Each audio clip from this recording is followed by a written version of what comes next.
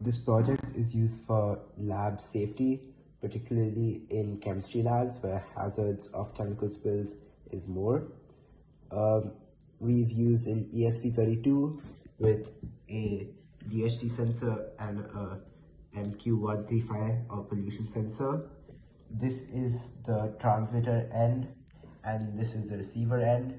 The transmitter end will be kept inside the chemistry lab to constantly monitor the pollution, temperature, and humidity levels. The MQ135 sensor can also detect other harmful gases such as carbon dioxide, um, alcohol, smoke, ammonia, and benzene. So how it works is if the values go above a certain threshold, I'm using alcohol from sanitizer on a cotton swab to simulate the values. The alarm will turn on and the MQ135 values have gone above the threshold. Once the hazard is solved and sorted out, the user can press a button on the receiver end to reset the button and the alarm. A long hold will reset.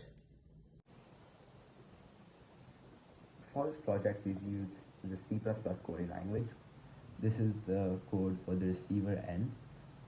The libraries that we've used is the SPI library, the LoRa library, Wire library, Adafruit GFX library, and the SSD library.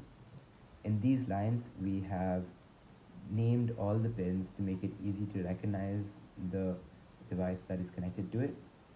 And here we have defined each pin as either an input or an output device. This is where we've sent a message on the OLED saying that the LoRa is beginning and that the connection is now ready and it will start transmitting the values.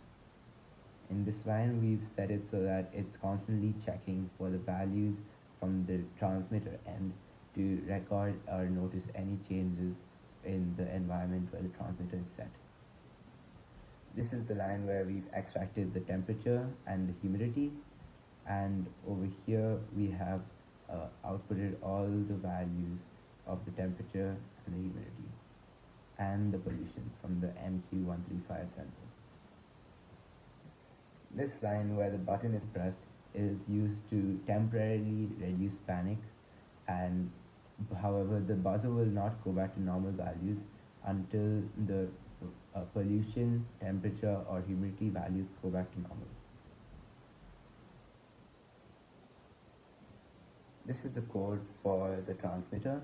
Once again, we've used the same libraries and named all the pins. Here we have defined each pin as either an input or an output device, and over here we've done the same thing so that we can constantly check if there are any values coming from the receiver end. The values coming from the receiver end will be the button to signal the alarm to stop ringing. In these lines, we are constantly recording and reading the values from the DHT sensor, and this is the line where we read the pollution values from the MQ135 sensor. In this line, we've triggered the alarm and the values have gone over the threshold. Over here, we set the alarm as off as long as the threshold values are normal. And yeah, this is where the OLED displays all the values for the temperature, humidity, and pollution. Thank you.